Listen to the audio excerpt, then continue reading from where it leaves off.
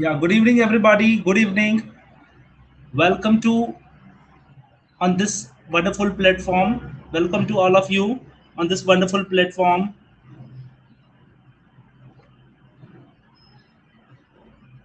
Hello, Aram. Hello, Megha. Good evening, everybody. Many are there. So, हर किसी को good evening. चलिए आज का सेशन को स्टार्ट करते हैं. आज के सेशन को स्टार्ट करते हैं. मेरी वॉइस क्लियर है? Am I audible? Just confirm. Am I audible? Yes, very good, very good. Keep it up. So let's start this session. आज के सेशन को स्टार्ट करते हैं फुल एनर्जी के साथ, फुल पावर के साथ. Hi Afiya, good evening. Good evening everybody. Okay, so let's start this session. As this session is about the alcohol, phenol and ether. We are talking about alcohol, phenol and ether. Okay. इसके पहले जो class हुई थी, इसके पहले जो हमारी classes हुई हैं, जो बच्चे नए हैं उनके लिए मैं बता दूं कि हमने तकरीबन 6 चैप्टर कंप्लीट कर लिए हैं. ये जो चैप्टर है ये अल्कोहल, फिनॉल, ईथर हमने कल चालू करा था. नहीं, कल नहीं, एक दो दिन पहले हमने चालू करा था. और उसके बाद ये आज आज का एक जो क्लास है अल्कोहल, फिनॉल, ईथर का, इसमें हम लोग उनकी फिजिकल प्रॉपर्टी के बारे में डिस्कस करने वाले हैं. पिक्चर नहीं दिख रहा? कौन से यस, मैं बता रहा हूं संकेत, मैं बताऊंगा बेटा. I will tell everybody. I will tell that which chapter I have completed and which chapter I am going to complete. ठीक है, तो आज के सेशन को चालू रखते हैं थोड़ा सा, और आज पता चलेगा कि फिर कौन कौन से चैप्टर कंप्लीट हो गए हैं और कौन से चैप्टर हमारे होने बाकी हैं. ठीक है. Hi Mohan, good evening. Shahbaz, good evening. Good evening everybody. Shridev, good evening. So बहुत सारे हैं, सब लोग हैं, सबको गुड इवनिंग मैं बोल रहा हूं. और फिर चलिए हम सेशन को स्टार्ट करते हैं. तो आज के सेशन में बहुत सारी चीजें, बातें हम करने वाले हैं. तो पहली बात जो ये है कि ये टॉपिक कौन सा है, कौन सा टॉपिक चल रहा है. तो मैं उन नए स्टूडेंट्स को मैं ये बताना चाहता हूं कि बेटा ये अल्कोहल, फिनॉल, ईथर का टॉपिक है, जिसमें कल हमने मेथड ऑफ प्रिपरेशन किए थे. आज हम लोग फिजिकल प्रॉपर्टी की बात करेंगे. अल्कोहल, फिनॉल, ईथर की फिजिकल प्रॉपर्टी और केमिकल प्रॉपर्टी की बात करेंगे. इसके पहले हमने हमने फिजिकल के 4 चैप्टर, ऑर्गेनिक का 1 चैप्टर कंप्लीट कर लिया है. वो कौन से चैप्टर है? Chapter number 1 solid state, chapter number 2 solution, chapter number 3 ionic equilibria, chapter number 4 chemical thermodynamics. ये 4 चैप्टर हमने फिजिकल के और ऑर्गेनिक का हेलोजन डेरिवेटिव ऑफ अल्केन, ये चैप्टर कंप्लीट कर लिया है. ये छठा चैप्टर चल रहा है. ठीक है students. So this is what our 6th chapter is going on, and now we are going to start this session. Meanwhile, if you will have any issues, any difficulties, definitely will come across. Okay. आपके लिए chat box खुला है, उस chat box पे हम question पूछ सकते हैं, तो बिंदास वहां पर क्वेश्चन पूछिएगा. ठीक है. चलिए सेशन को स्टार्ट करते हैं. सेशन को स्टार्ट करने से पहले बहुत सारे नए बच्चे हैं, तो मैं अपना इंट्रोडक्शन दे देता हूं. मेरा नाम रविशंकर प्रजापति है और मैंने मास्टर्स बीएड किया है. तकरीबन 10 साल के एक्सपीरियंस के साथ मैं महाराष्ट्र बोर्ड के बच्चों को सिखा रहा हूं, उनके साथ जुड़ा हुआ हूं. आज आपके साथ जुड़ने का मौका मिला है. For that I am very thankful. Okay. So आज का जो टॉपिक है, आज का टॉपिक अल्कोहल, फिनॉल, ईथर्स की फिजिकल प्रॉपर्टी और केमिकल प्रॉपर्टी के बारे में हम लोग डिस्कशन करने वाले हैं. It's really a beautiful topic. It's really amazing topic. only it will be amazing when if you will involve, when you are involving in the discussion, when you will stay here. जब आप यहाँ रुकेंगे, आप यहाँ पढ़ाई करेंगे, थोड़ी देर आप देखेंगे सेशन को, तब समझ में आएगा. हो सकता है शुरुआती में आपको सेशन बोरिंग लगे, आपको लगे कि अरे यार ये तो मुझे कुछ समझ नहीं आ रहा है, ऐसा लगे. लेकिन बिलीव मी, 10 मिनट स्पेंड करके देखिएगा, 15 मिनट स्पेंड करके देखिएगा, आपको सेशन अच्छा लगने लगेगा, समझ में आने लगेगा. ठीक है. मैं पिछला जो कॉन्सेप्ट है थोड़े बहुत उनको भी लेके चलूंगा. अगर किसी को तभी भी डाउट, डिफिकल्टी रह जाए, तो बिंदास आपके पास चैट बॉक्स है, चैट बॉक्स में लिखिए, या फिर आपके पास कॉलिंग के ऑप्शंस हैं, कॉल कीजिए. बहुत सारे ऑप्शन अवेलेबल हैं आप सबके पास, तो वो सारी चीजें की जा सकती हैं. ठीक है. तो चलिए फुल एनर्जी के साथ हम लोग इस सेशन को स्टार्ट करते हैं। Let's start this session. Okay, कुछ बच्चों के कॉल आ रहे हैं, सिर्फ मैं 1 मिनट लूंगा इनकी कॉल को एक्सेप्ट करने के लिए। बात करते हैं। जी अनुराग बोलिए, एम ऑडिबल? यस अनुराग से।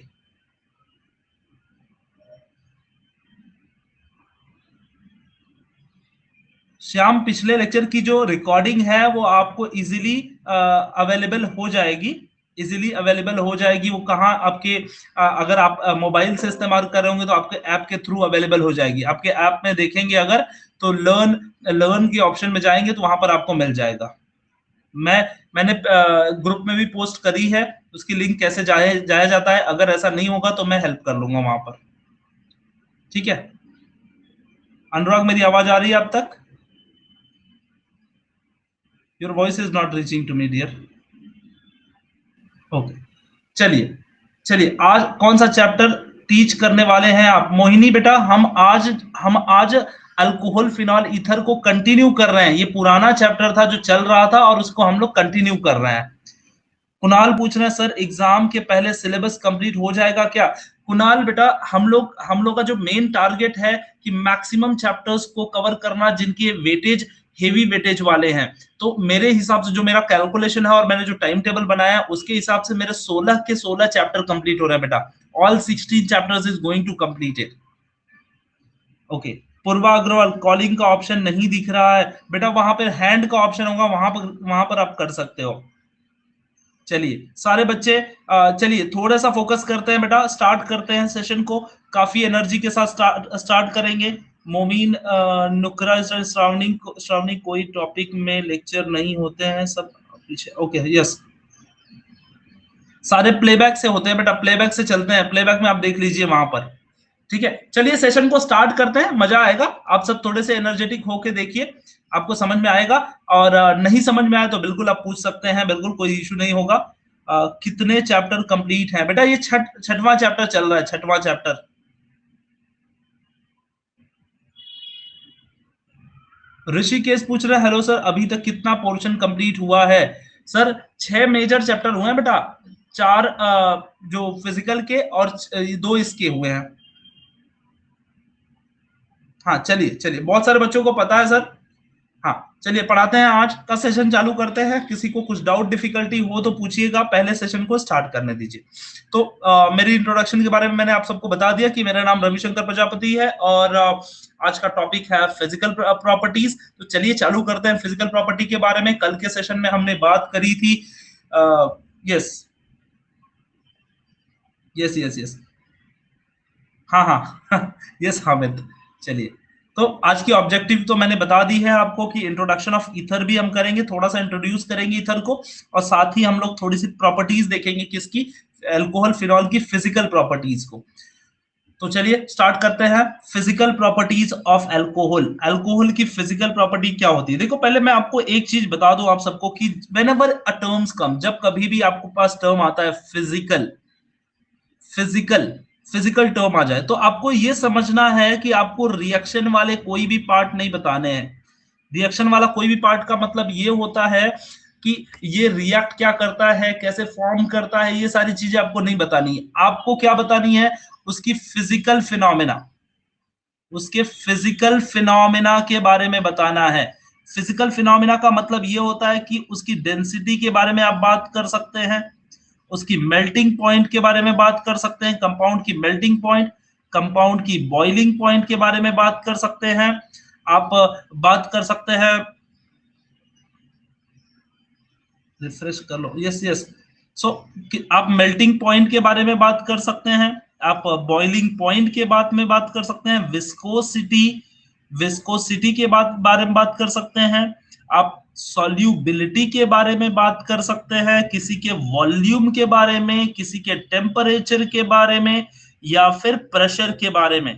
ये सारी जो चीजें हैं ये किसके अंतर्गत आती हैं बेटा? ये फिजिकल प्रॉपर्टी के अंदर आती हैं। ये किसके अंदर आती हैं? फिजिकल प्रॉपर्टी के अंदर आती हैं। ठीक है, यस यस श्रीदेव, ये एग्जाम से पहले हमारे जो प्रिपरेशन है, हमने जो लिस्ट बना रखी है उस लिस्ट के हिसाब से हो जाएगा बेटा, बिल्कुल टेंशन मत लीजिए, क्योंकि हमने भी सिलेबस देखे हैं कि आपके 16 चैप्टर हैं, वो 16 के 16 हो जाएंगे, बिल्कुल आप टेंशन बिल्कुल मत लीजिएगा। काफी इजी होने वाला है, काफी अच्छा होने वाला है, ठीक है। तो चलिए बात करते हैं पहली जो प्रॉपर्टी है उसके बारे में, नेचर ऑफ इंटरमॉलिक्यूलर फोर्सेस। तो इंटरमॉलिक्यूलर फोर्स क्या होता है? There is an atom, two atoms are interacting with each other, okay, same way two molecules also interact with each other. जैसे दो एटम आपस में इंटरैक्ट होके बॉन्ड बनाते हैं, वैसे ही दो मॉलिक्यूल भी आपस में इंटरैक्ट रहते हैं। जैसे मैं आपको एक कॉमन सा एग्जांपल देता हूं, आपको काफी अच्छे से समझ में आएगा। आपके पास हाइड्रोजन है, मान लीजिए हाइड्रोजन है, तो हाइड्रोजन कैसे बना है बेटा? हाइड्रोजन और हाइड्रोजन की शेयरिंग करके बना है hydrogen. when hydrogen share with hydrogen, one electron shared with hydrogen form hydrogen gas, and hydrogen gas के बीच में कौन सा बॉन्डिंग है? कोवलेंट बॉन्डिंग है। लेकिन एक और हाइड्रोजन अगर मान लीजिए उसके भी बीच में कोवलेंट बॉन्डिंग है, एक और हाइड्रोजन है उसके बीच में भी कोवलेंट बॉन्डिंग है, लेकिन क्या इस हाइड्रोजन हाइड्रोजन के बीच में कोई इंटरेक्शन होता है? Yes, there is an interaction between the two molecules as well. दो मॉलिक्यूल के बीच में भी इंटरेक्शन होता है, और ये कौन सा इंटरेक्शन है? वान डर वाल फोर्स। कौन सा इंटरेक्शन बेटा? वान डर वाल फोर्स। ये है वान डर वाल फोर्स। तो आप बिल्कुल कंफ्यूज मत होइए कि हाइड्रोजन हाइड्रोजन के बीच में जो बॉन्ड है वो कोवेलेंट बॉन्ड है, लेकिन हाइड्रोजन मॉलिक्यूल और दूसरे हाइड्रोजन मॉलिक्यूल के बीच में जो अट्रैक्शन है, उस अट्रैक्शन को बोलते हैं हम लोग वान डर वाल फोर्स। ऐसे ही अल्कोहल और फिनॉल भी अट्रैक्ट होते हैं एक दूसरे मॉलिक्यूल के साथ। हम अल्कोहल की बॉन्डिंग नहीं पढ़ रहे हैं बेटा, आप कंफ्यूज मत होइएगा।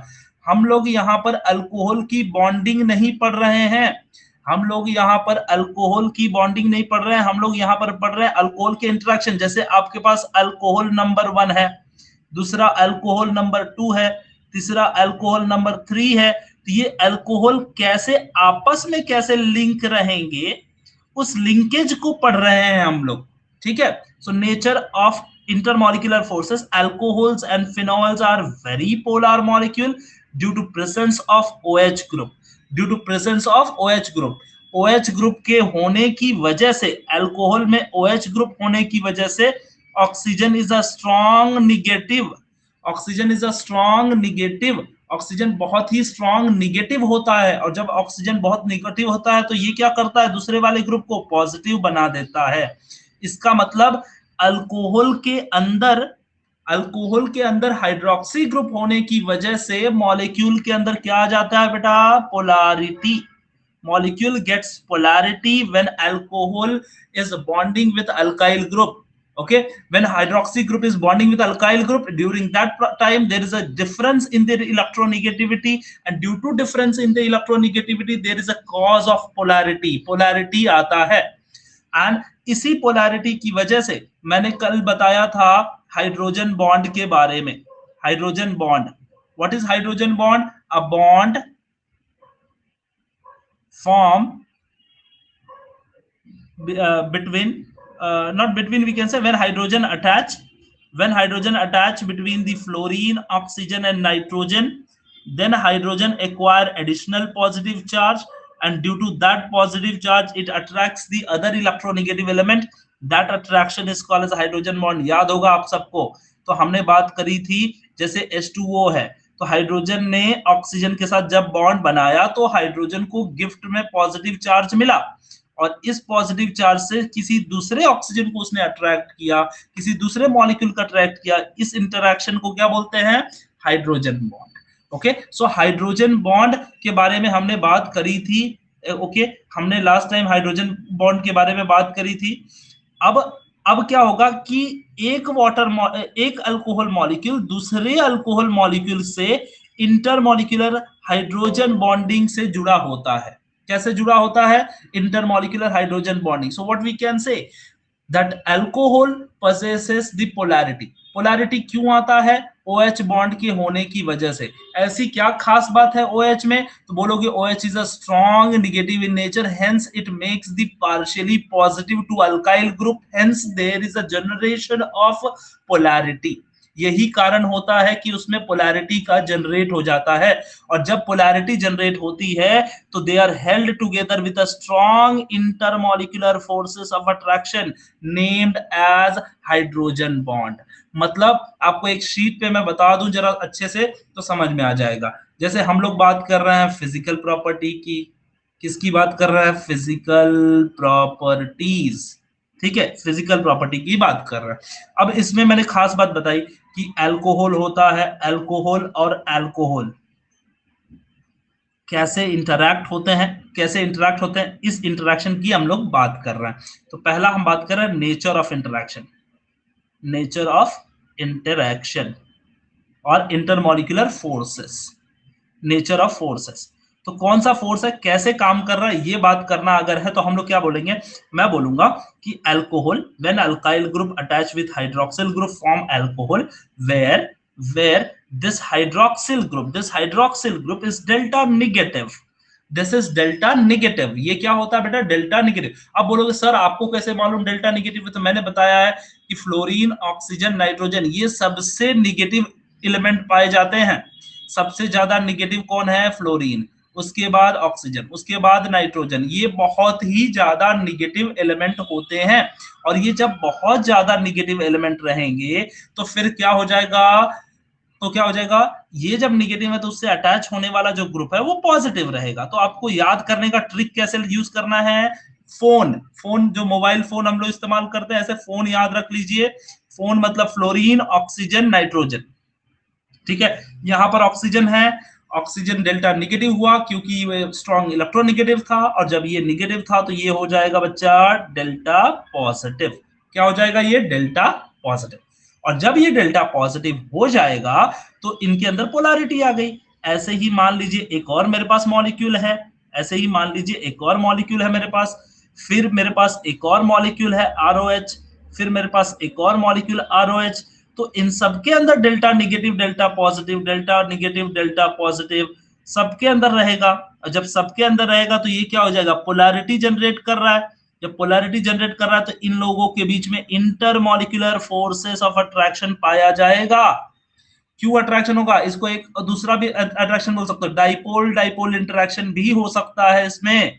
लेकिन इसमें खास बात एक है, खास बात एक ये है कि जब हाइड्रोजन ऑक्सीजन से अटैच होता है तो hydrogen become delta positive and oxygen become delta negative, and this is so positive that it attracts the other negative, this that it attracts the other negative. तो आप देख लीजिए ये एक अल्कोहल हो गया और ये वाला एक अल्कोहल हो गया। तो आपको दिख रहा है दो अल्कोहल कैसे एक दूसरे से एकदम लिंकेज से जुड़े हैं।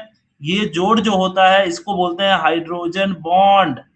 ओके, ये जोड़ होता है जो इसको बोलते हैं हाइड्रोजन बॉन्ड। एंड इसी के कारण, यही कारण होता है कि इनके अंदर हाइड्रोजन बॉन्ड होने की वजह से ये नॉर्मल अल्केन या फिर अल्कीन, या फिर आप शॉर्टकट में बोल दो हाइड्रोकार्बन।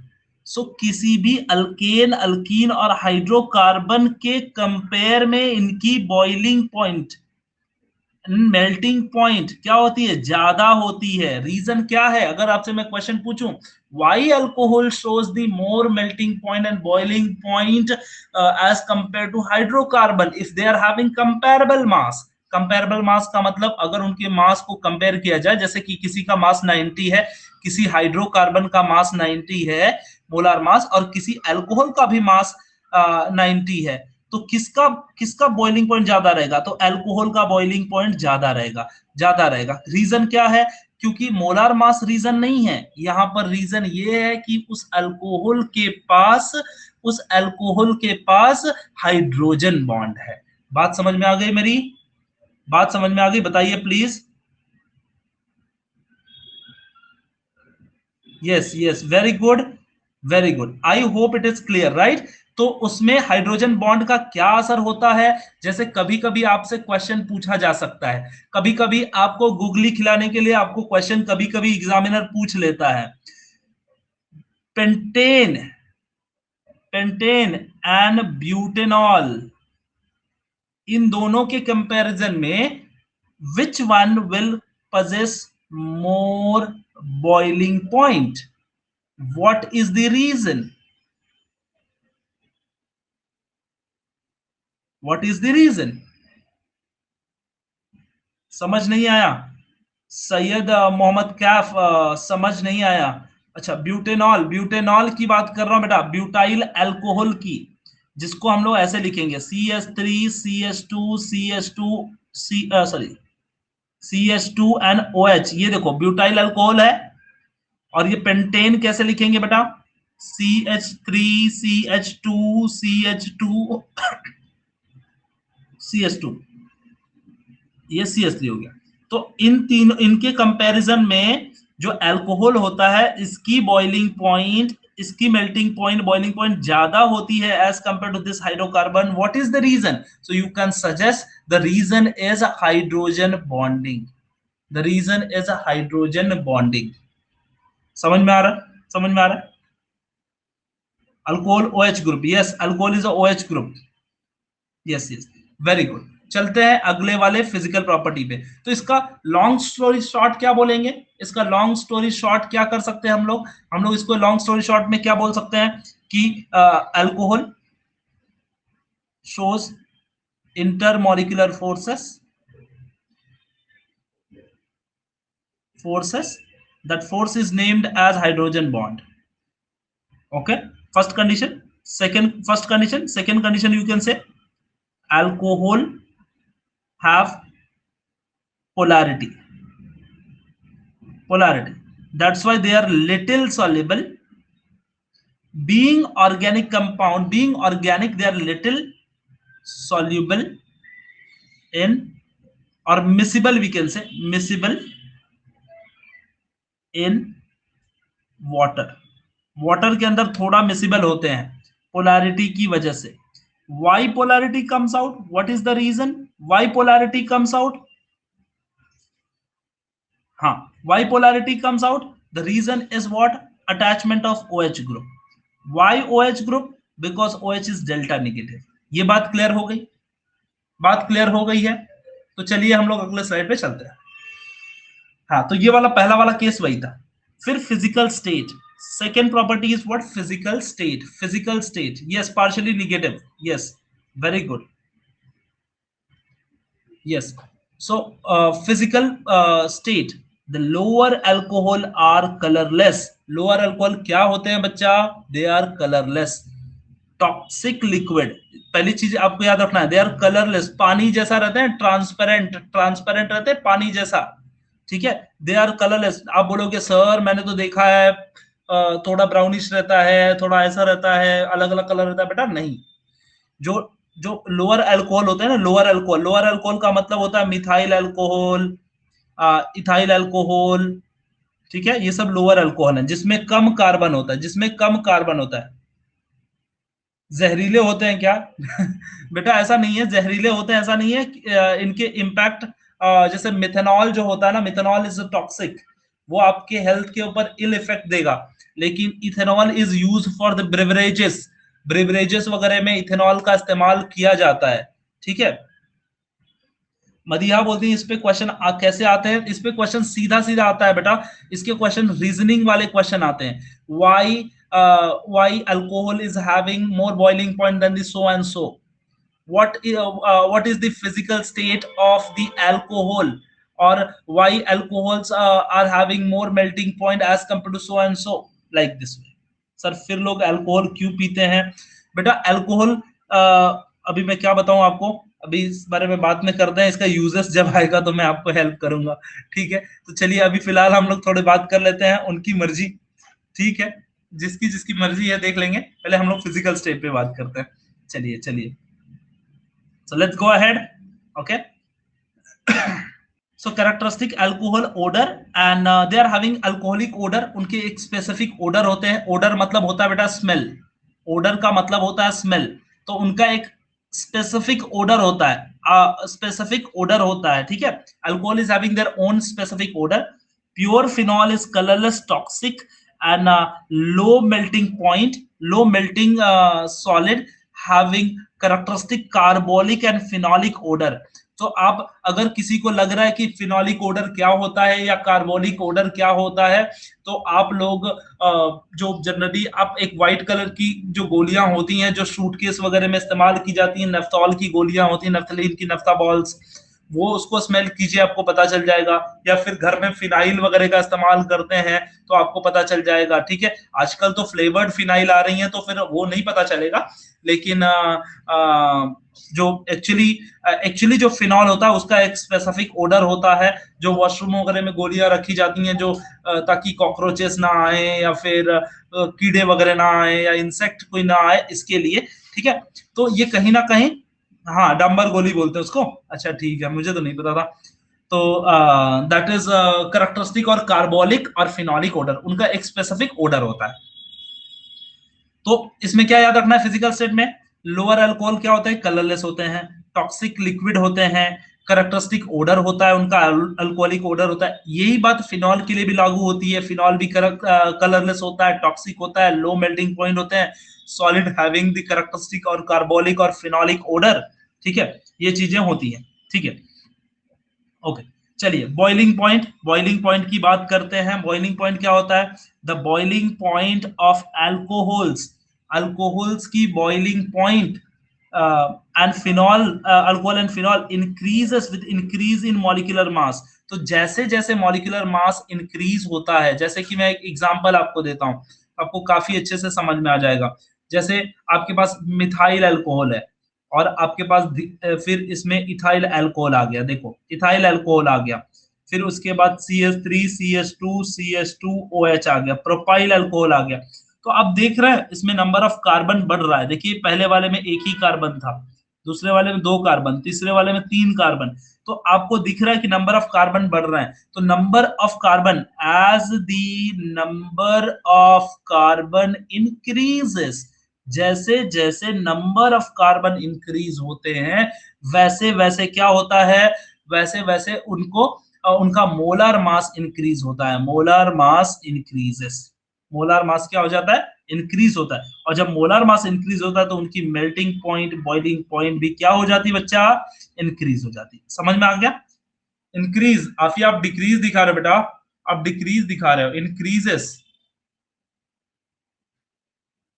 अच्छे, अच्छा ऐसा है क्या आफिया, कैसा है, कैसा है युश्रा, मैंने आफिया का मैसेज नहीं दिखा।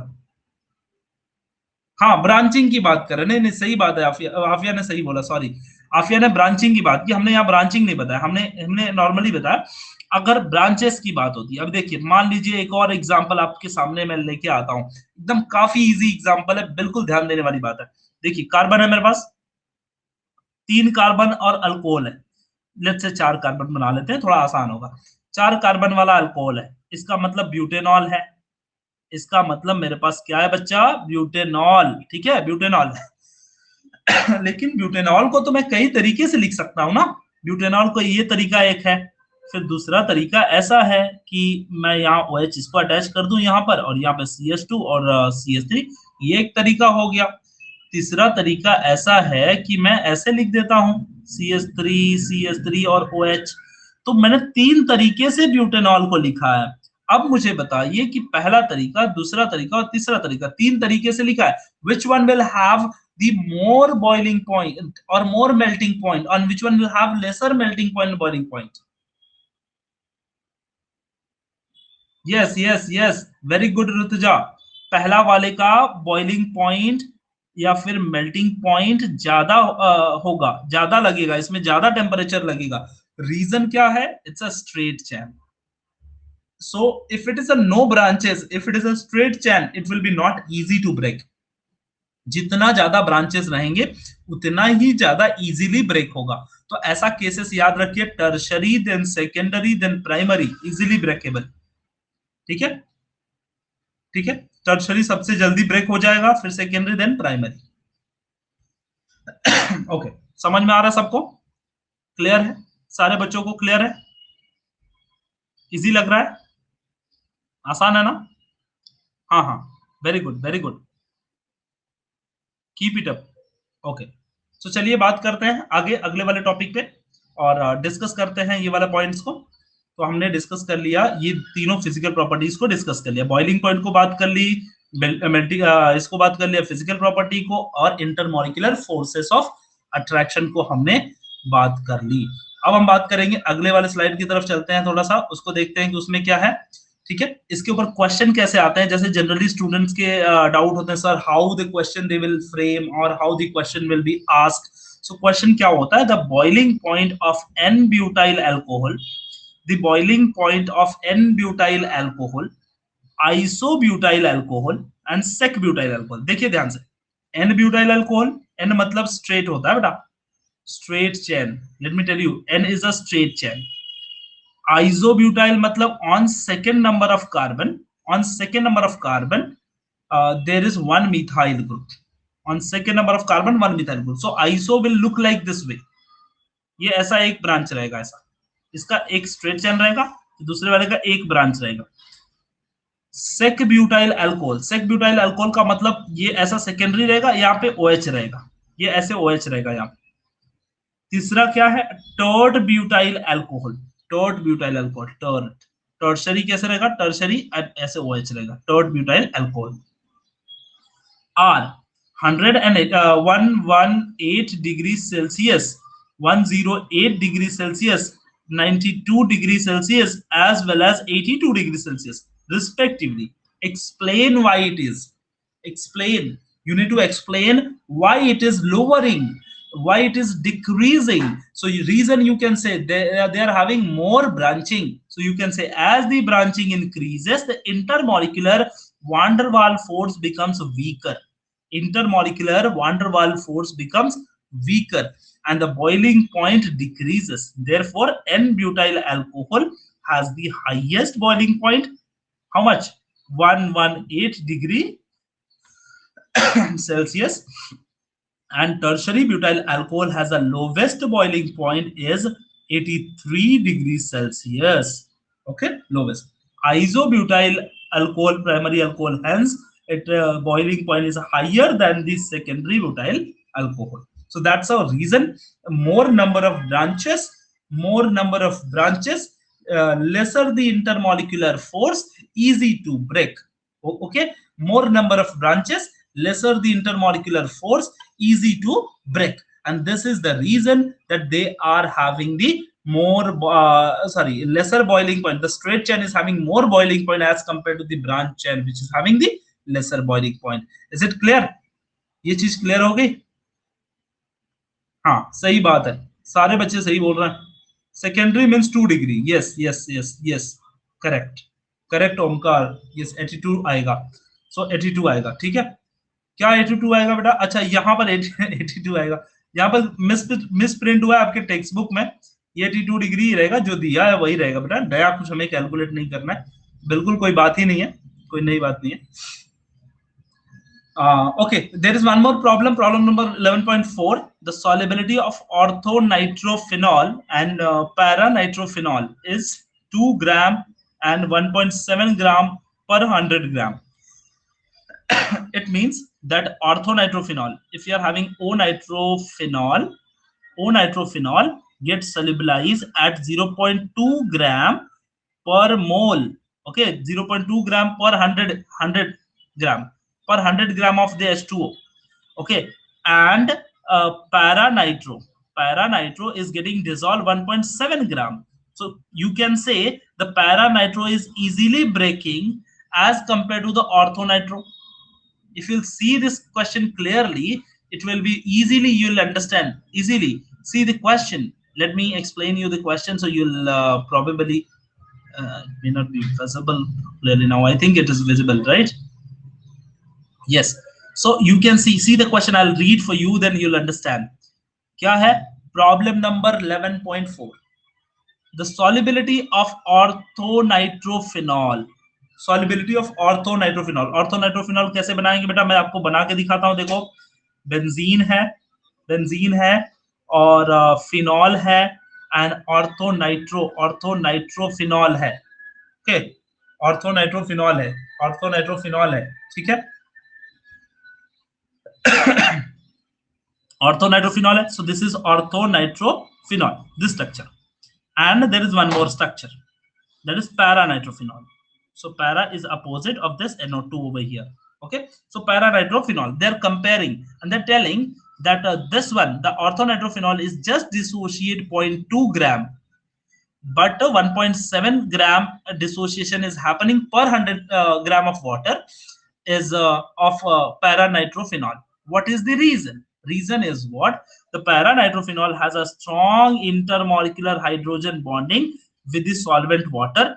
On the other hand, orthonitrophenol has a strong intermolecular hydrogen bonding, and therefore intermolecular hydrogen bonding towards the solvent water is weak, and hence the stronger intermolecular forces of attraction between the solute and solvent, higher is the solubility, hence the para-nitrophenol is higher solubility in the water. मतलब ये क्या बोल रहा है, देखो मैं बता रहा हूं. Here it shows intramolecular hydrogen bonding, means ये ऑर्थो वाला बंदा है ना, आपको मैं एक नए पेज पे लेके जाता हूं तो आपको आसानी से समझ में आ जाएगा. देखो आपने देखा वहां पे कि 0.2 मोल डिसोशिएट कौन हो रहा है, ऑर्थो नाइट्रोफिनॉल. ये बंदा जो है वो क्या हो रहा है, 0.2 मोल डिसोशिएट हो रहा है, और ये हो रहा है 1.7 मोल. दूसरा वाला जो है वो 1.7 ग्राम पर 100 ग्राम डिसोशिएट हो रहा है, and this is 0.2 ग्राम पर 100 ग्राम डिसोशिएट हो रहा है, ये वाला ऑर्थोनाइट्रो. तो पैरा में ऐसी क्या खास बात है, क्वेश्चन यही है कि ऐसी क्या खास बात है कि जो पैरा वाला इतना सारा डिसॉल्व हो रहा है, इसकी सॉल्युबिलिटी ज्यादा क्यों है? तो रीजन ये है ortho nitrophenol is having intramolecular hydrogen bonding. क्या है बेटा? इंट्रामोलिकुलर मतलब विद इन themselves. जैसे मैं आपको ड्रॉ करता हूं तो आपको समझ में आ जाएगा. देखिए विद इन themselves ऐसे, ये है OH मैंने बना दिया यहाँ पर, और यहाँ पर नाइट्रो बना दिया, नाइट्रो NO2. ठीक है, तो ये देखो अभी NO2 है, अब इस हाइड्रोजन को देखिए, ये वाला हाइड्रोजन को देखिए, ये ऑक्सीजन से अटैच है. When it will attach, it is getting extra positive charge, and due to that positive charge it attracts the oxygen. So the attraction is occurring within themselves, right?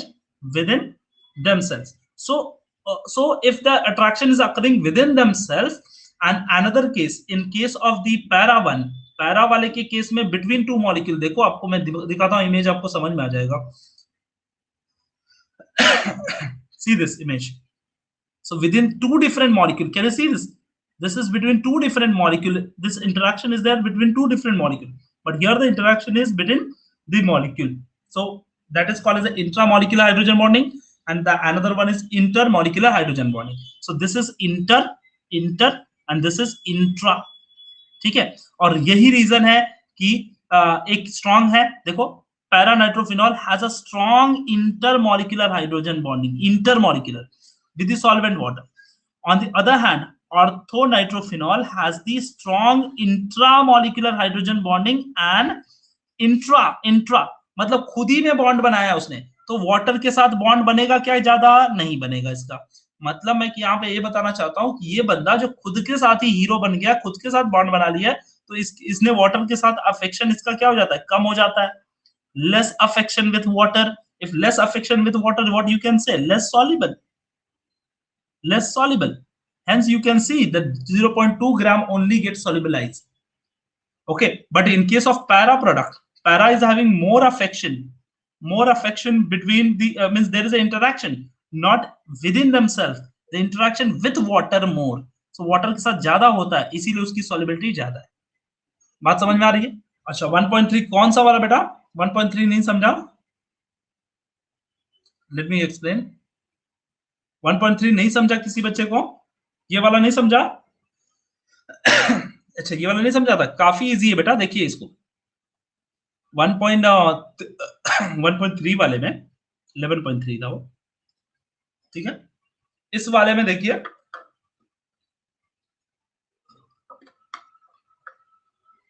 Yes इस वाले में देखिए क्या है आपका, कि आपको कंपाउंड दिए रहेंगे, आपको 3-4 कंपाउंड दिए रहेंगे, कुछ स्ट्रेट चेन दिए रहेंगे, कुछ एक ब्रांच वाला रहेगा, कुछ वहीं पे ब्रांच पे अल्कोहल आ जाएगा.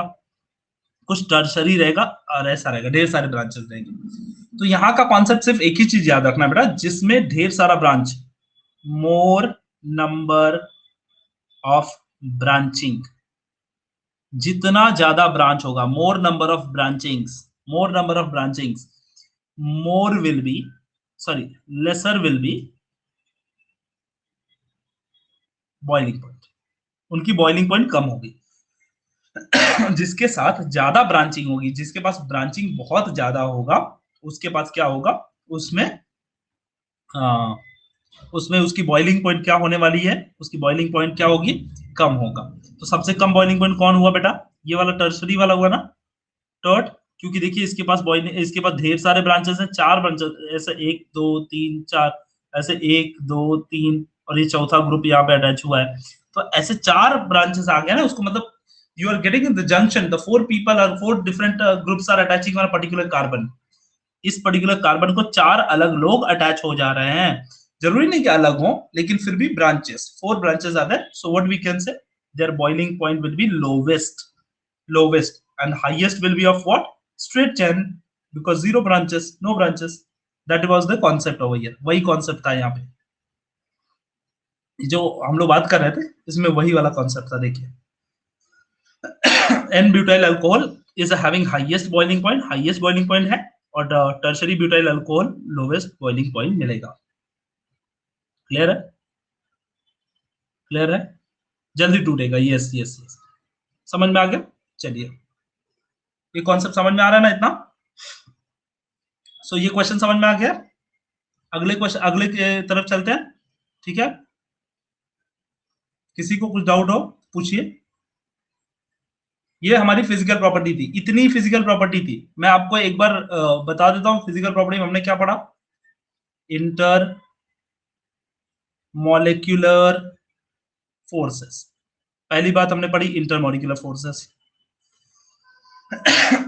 दूसरी मैंने क्या पढ़ी, अच्छा वो भी बताओ, श्याम, श्याम बता देता हूं मैं, 11.4 देखो, 11.4 11.4 को समझने के लिए कॉन्सेप्ट हमको समझना पड़ेगा। कॉन्सेप्ट क्या है, solubility, I am so sorry, solubility, solubility नाम का एक कॉन्सेप्ट आपको पहले समझना पड़ेगा। ये सॉल्युबिलिटी होता क्या, पहले समझिए सॉल्युबिलिटी क्या होता है। जैसे आपने क्या किया, जैसे आप सोडियम क्लोराइड मान लीजिए, ले लीजिए, और सोडियम क्लोराइड को पानी में पुट कीजिए, वाटर के अंदर आपने पुट किया, ठीक है। तो ये सोडियम क्लोराइड पहले जाता है पानी के अंदर, और फिर सोडियम और क्लोरीन जो है ना, इसमें जब जाता है, ये वाटर के साथ अफेक्शन करता है, बॉन्ड बनाता है, अट्रैक्शन करता है, ठीक है। और इस अट्रैक्शन की वजह से ये टूट जाते हैं, और टूटने के बाद ये बन जाते हैं Na+ और Cl-, और Na+Cl- के बाद भी ये क्या होता है, वाटर से अटैच रहता है। आप लोगों ने पढ़ा होगा आयन डाइपोल इंटरैक्शन, कभी सुना है आप लोगों ने नाम, ion dipole interaction, ion dipole interaction, ion dipole interaction. Ion dipole interaction क्या होता है कि एक आयन है और दूसरा डाइपोल है, और एक दूसरे से क्या होते हैं बेटा, वो इंटरैक्ट होते हैं, वो इंटरैक्ट होते हैं, ठीक है। इतनी बात समझ में आ गई। सॉल्युबिलिटी के लिए ये कॉन्सेप्ट का जानना बहुत जरूरी है, मतलब ये जो कुछ भी आप ऐड कर रहे हो, वो बंदा पानी में तभी सॉल्युबल होगा जब उसे वाटर अलाउ करेगा। मतलब वाटर के साथ अगर दोस्ती नहीं है तो आप उसी में ऐसे पड़े रह जाओगे, आप सबको दिखोगे, सॉल्युबल नहीं होगे। अगर आपको वाटर में सॉल्युबलाइज होना है तो you should be a very good friend with water, ठीक है। वाटर के साथ बहुत अच्छा फ्रेंड बनना पड़ेगा, तभी होगा। और इसको करने के लिए बड़ा आसान तरीका है, एकदम इजी है, मैं बताता हूं। आपको 2 टाइप के फिनॉल दिए गए थे, एक OH था, NO2 था, ये था पैरा, ठीक है, ऑर्थो नाइट्रोफिनॉल। तो दूसरा क्या था, पैरा, ये था पैरा, ठीक है। ये पैरा और ये नाइट्रो था, ऑर्थो नाइट्रोफिनॉल था, और ये वाला। अब बताइए कौन सा वाला घुलेगा और कौन सा वाला नहीं घुलेगा। अब इशू क्या है मैं बता रहा हूं आपको, अगर आप इसको ध्यान से देखेंगे तो ये OH और ये NO2 बड़े पास में है एक दूसरे के, और इससे फर्क क्या पड़ता है कि जब OH के साथ अटैच होता है तो H को डेल्टा पॉजिटिव मिलता है, क्योंकि मैंने बताया था फोन वाला कॉन्सेप्ट, ठीक है। जब हाइड्रोजन FON किसी में से भी अटैच अगर होगा, हाइड्रोजन को पॉजिटिव चार्ज मिलेगा। जब जब पॉजिटिव चार्ज मिलेगा तो हाइड्रोजन शांति से थोड़ी बैठेगा, हाइड्रोजन भी क्या करेगा, किसी दूसरे नेगेटिव को अट्रैक्ट करेगा। जब दूसरे नेगेटिव को अट्रैक्ट करता है तो ये अपने आप में ही अट्रैक्ट करता है, इसको बोलते हैं इंट्रामॉलिक्यूलर हाइड्रोजन बॉन्डिंग। ये क्या होता है, अपने आप में ही अट्रैक्ट करता है। What is intramolecular hydrogen bonding Kunal? Intramolecular hydrogen bonding is a bonding between themselves. जैसे आप खड़े होके आप अपना लेफ्ट हैंड राइट हैंड में पकड़ लीजिए तो खुद के साथ ही बॉन्डिंग बना लिया। तो क्या हो गया, जैसे आप यहाँ पे एक स्टूडेंट है, मान लीजिए ये कुणाल है, कुणाल ने अपना लेफ्ट हैंड अपने हाथ से ही दूसरे राइट हैंड में पकड़ लिया, ठीक है, तो ये हो गया इंट्रामॉलिक्यूलर। लेकिन यहाँ कुणाल है और यहाँ पर लेट्स से हामिद है और यहाँ पर लेट्स से एक और कोई फ्रेंड को हम बुला लेते हैं, नाम नहीं मिला, इराम है, ऐसे करके कई फ्रेंड है, ठीक है। इन्होंने इसका हैंड पकड़ लिया, यहाँ इसने इसका हैंड पकड़ लिया, तो ये क्या, intermolecular, they are the intermolecular hydrogen bonding. Okay, within and between, within and between two things are there. Okay, keep in mind that. So I hope it is clear. So para जो ortho वाला जो था ना, वो खुद के साथ ही bonding बना लेता था, तो वाटर के साथ तो उसने फ्रेंडशिप ही नहीं किया ना।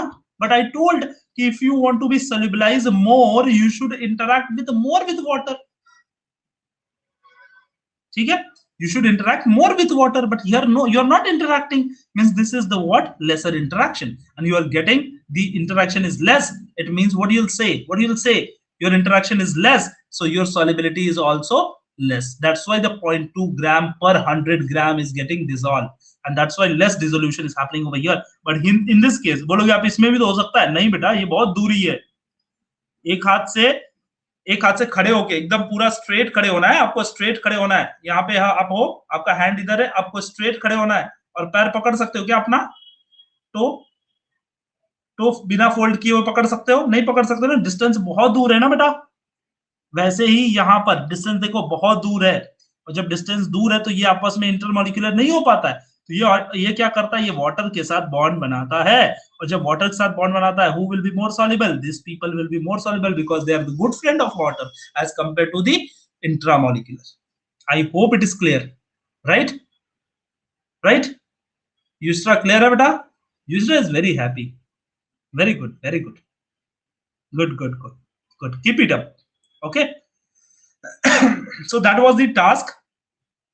You know, and तो ये चीज समझ में आ गई आपको, ये चीज समझ में आ गई। तो चलते हैं हम लोग अब केमिकल प्रॉपर्टी की तरफ। हमने फिजिकल प्रॉपर्टी काफी अच्छे से क्लियर कर लिया है, जुड़ जाएगा दूसरे एटम से। ठीक है। चलिए केमिकल प्रॉपर्टीज को देखते हैं। केमिकल प्रॉपर्टी को मद्देनजर रखते हुए हम लोग थोड़ा सा इसको पढ़ेंगे अच्छे से, ठीक है। और बहुत इजी है ये टॉपिक, एकदम इजी है। Organic is too easy. Okay, ठीक है, चलो देखते हैं। Laboratory test of alcohol and phenol, ये वाला शायद आपके सिलेबस में नहीं है, ये डिडक्ट कर दिया गया, लिटमस टेस्ट को हटा दिया गया, ठीक है। तो आप इस पे ज्यादा फोकस मत करना, लेकिन सिर्फ मैं थोड़ी सी बातें इस पे बता दूं। ये सिर्फ डिलीटेड है, ये वाला डिलीटेड है, मुझे पता है बेटा, लेकिन मैं आपको थोड़ा सा बता दूं क्योंकि ये इंपॉर्टेंट है, ठीक है। लिटमस टेस्ट किसके लिए करते हैं बेटा? एसिड और बेस को डिटेक्ट करने के लिए करते हैं। किसके लिए करते हैं हम लोग? एसिड और बेस को डिटेक्ट करने के लिए करते हैं कि अगर सॉल्युबिलिटी ये प्रॉपर्टी रह गई है। सर सॉल्युबिलिटी कराया ना बेटा? अभी तो कराया। अच्छा सॉल्युबिलिटी बता दिया, लेकिन ना फिर भी सॉल्युबिलिटी बताया ना, सॉल्युबिलिटी कैसे होती है। It is depend upon the, you should know the bond attachment with that. Okay, मैंने करा दिया, लगभग करा दिया उसको। So water soluble alcohol and phenol can be tested with litmus paper. Water soluble alcohol and phenol can be tested with litmus paper. Aqueous solution of alcohol is neutral to litmus paper. Aqueous solution मतलब अगर alcohol को water के साथ treat किया है, alcohol को water के साथ ट्रीट किया है, तो ये क्या होता है? न्यूट्रल होता है। क्या होता है? न्यूट्रल होता है। Neither blue nor red. It will remain whatever the color you are having. It is not going to change. Aqueous solution of the phenol turn blue litmus red.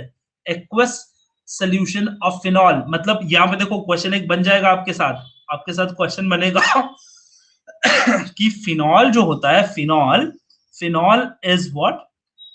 Is aqueous solution of the phenol is acidic or basic? So what you will say? It's a blue litmus turned red. Blue is turning red, so you can say it's a slight acidic. Slight acidic. कौन slight acidic है? Phenol. Alcohol नहीं, alcohol neutral है बेटा. Water के साथ alcohol neutral है. Keep in mind that. Do not mess up yourself. Alcohol is a neutral, but phenol is what? Acidic character. Phenol क्या होता है? एसिडिक कैरेक्टर होता है. तो कीप इन माइंड दैट. ये इसके लिए मैंने रख दिया था क्योंकि जनरली आपको एमसीक्यूज आते हैं, एमसीक्यूज जनरली आते हैं और आपके एग्जाम में भी आ जाएगा, तो आप कंफ्यूज हो जाओगे. इसलिए मैंने इस टॉपिक को मतलब डिलीट नहीं किया, मैंने रख दिया. तो याद रखिए कि एसिडिक फिनॉल जो होता है वो थोड़ा एसिडिक कैरेक्टर होता है और अल्कोहल होता है वो न्यूट्रल होता है. ठीक है, चलिए. Reaction with basis. बेसिस के साथ हम लोग रिएक्शन करेंगे. किसके साथ? बेसिस के साथ.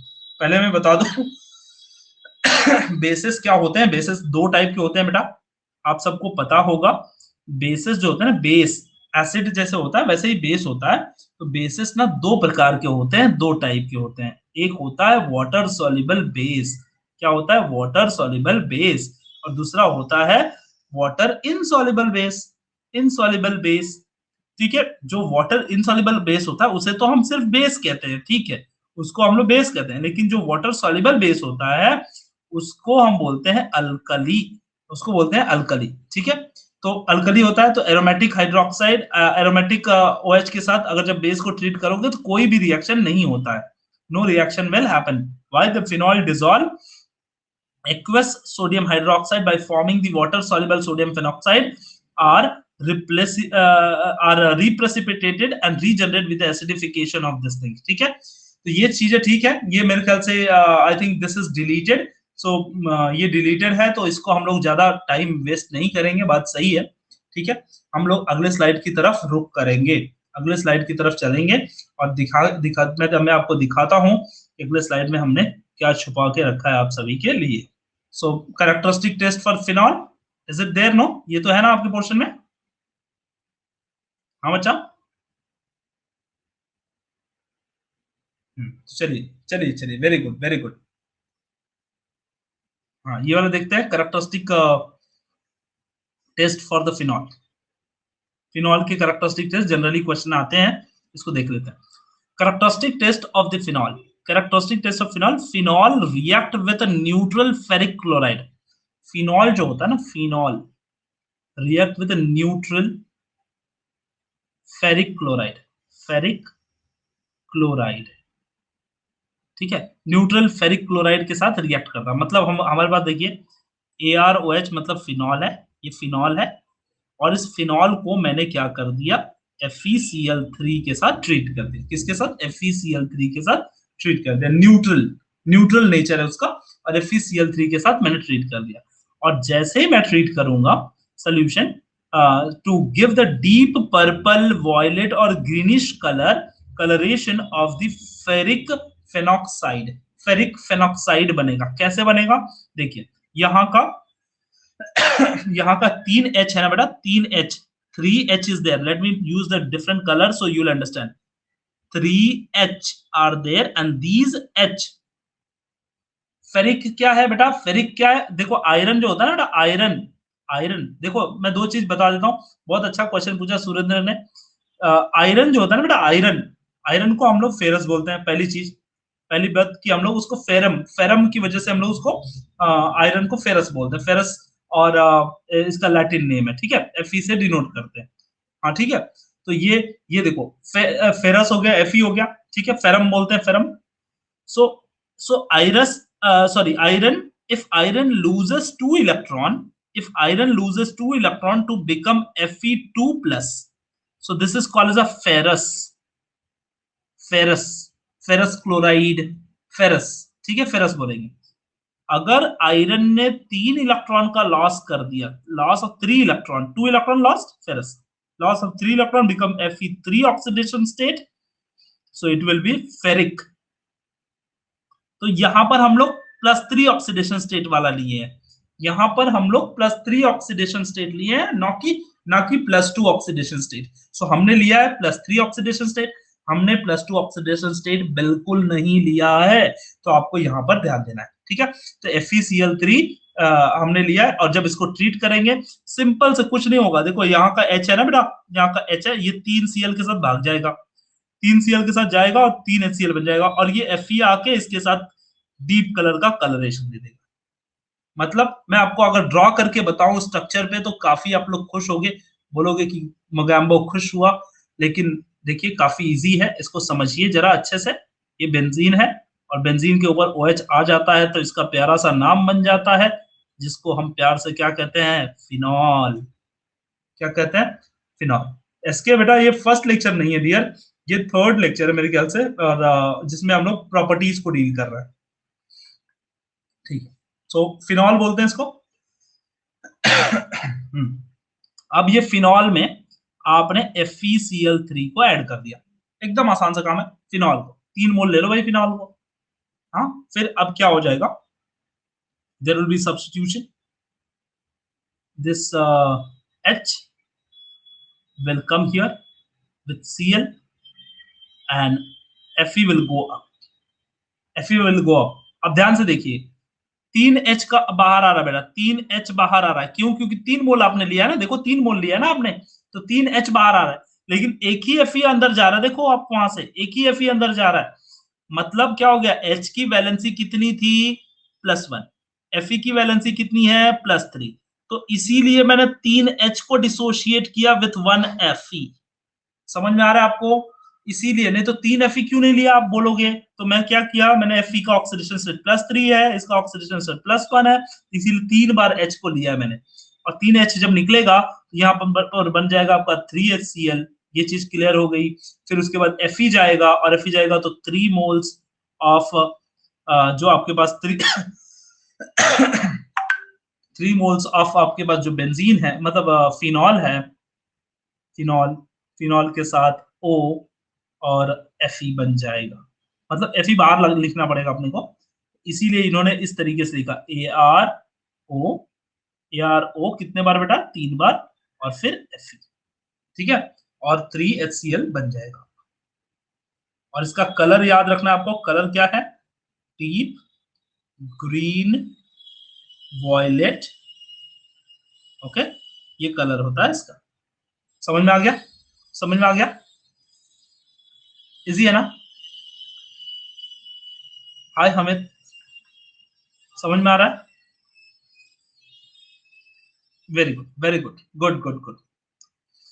तो ये आपका डीप कलर बन जाता है। तो आपको सिर्फ इतना याद रखना है, characteristic test of the phenol. अगर अगर अगर आपको किसी ने बोला, अगर जैसे मैं अब बोलोगे कि इसका सर इसका क्वेश्चन कैसे आएगा, जनरल सा क्वेश्चन आप सबके सामने रहता है, सर आपका इसका क्वेश्चन कैसे आएगा, तो बोलेंगे they will ask you to sample, wait a second, just hold on for a second, they may ask you to sample of alcohol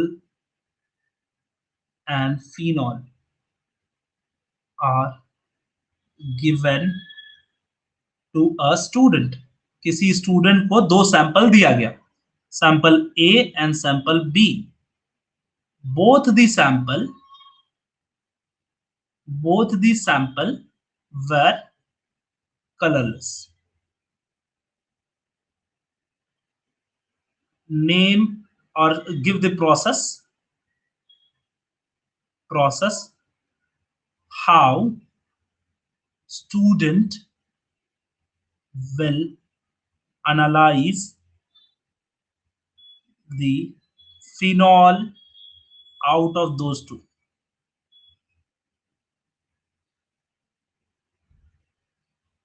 ये जनरली इसके क्वेश्चन कैसे बनते हैं, sir how many chapters did you teach till now. Bandini Gupta, मैंने ये चीज पहले ही बता चुका बेटा कि मैंने 5 चैप्टर कंप्लीट कर दिए हैं, 6वां चल रहा है, 6वां भी ऑलमोस्ट कंप्लीट हो चुका है, तो थोड़ा सा इसका पार्ट बचा हुआ है, तो मतलब मान लीजिए अब 6 चैप्टर हो गए, ठीक है, ठीक है, हाँ। तो चलिए कोई बात नहीं है, तो इसका बस ये लास्ट क्वेश्चन है, लास्ट क्वेश्चन का इसको मैं क्वेश्चन आपको बता देता हूँ कि दो सैंपल अगर मान लीजिए आपको ए और बी नाम का सैंपल दिया है और दोनों कलरलेस सैंपल है, आप बताओगे कैसे कि कौन सा फिनॉल है। अगर ऐसा क्वेश्चन आ जाता है तो आप बोलोगे कि FeCl3 सोल्यूशन में पुट करूंगा दोनों के अंदर और मैं देखूंगा कि जिसके अंदर डीप ब्लू कलर मिलता है वो फिनॉल रहेगा। इसीलिए इसीलिए इसीलिए इस टेस्ट को कैरेक्टरिस्टिक टेस्ट कहते हैं। That's why this test is called as what? Characteristic test. Keep in mind that. That's why this test is called as a characteristic test. Is it clear? Is it clear? Why this test is called as a characteristic test? The reason is what? Reason is what? That they are giving characteristic identification of a particular phenol. किसी भी phenol में FeCl3 डालो, जैसे ही put करोगे आपका क्या हो जाएगा? ब्लू कलर हो जाएगा, डीप ब्लू कलर या डीप पर्पल कलर या डार्क कलरेशन मिल जाएगा, तो आप तुरंत समझ जाओगे कि ये तो भाई फिनॉल है। 2 सेकंड की बात है कि नहीं आसान? इसलिए इसको बोलते हैं कि they are having characteristic features. Distinguish taste from the alcohol by using Lucas reagent. Lucas reagent से हम लोग डिस्टिंग्विश भी कर सकते हैं कि कौन सा अल्कोहल है और कौन सा फिनॉल है। उसको डिस्टिंग्विश करने के लिए क्या होगा? Alcohols are soluble in the Lucas reagent, but products alkyl halide is not soluble. Hence, the clear solution becomes turbid and the products start forming. Tertiary alcohol react faster and reagent turn turbid instantly. Secondary alcohol turn reagent turbid slowly. The primary alcohol turn the reagent turbid and on heating. So, जब heat करते हैं तो primary alcohol will turn up into the turbid. Okay, so ये reason है Lucas reagent को use करने के लिए. So Lucas reagent मतलब होता है zinc chloride. We are going to use this for detecting the or distinguishing the test for the alcohol. Alcohol के टेस्ट को डिस्टिंग्विश करने के लिए यूज करते हैं। मुंबई का डॉन लूकास रिएजेंट। मुंबई का don Lucas reagent, very good, very funny. Okay, तो चलिए आज के स्लाइड में इतना ही करेंगे और कल फिर इस प्रॉपर्टी को थोड़ा सा और कंटिन्यू करेंगे। ओके, तो तब तक के लिए thank you so much for joining me, thank you so much for paying so much attention, as well as thank you so much for all your valuable time. But I will tell you, if you really want to score good, I will suggest regular and continuous class is very, very important. I'm suggesting I'm going to do the important chapter first. Majorly important chapter I have done and many chapters are yet to do. So I'm telling you to all, please join the class. Sit at least for 10 to 30 minutes. Definitely you will understand like what is going on, what to study, how to study, what to skip, what not to study. One more thing is what that how to plan for your MST CT and all, everything that is going to be happen now on this platform. So once again, welcome on this platform to you, all of you, and thank you so much for joining my class. Thank you so much.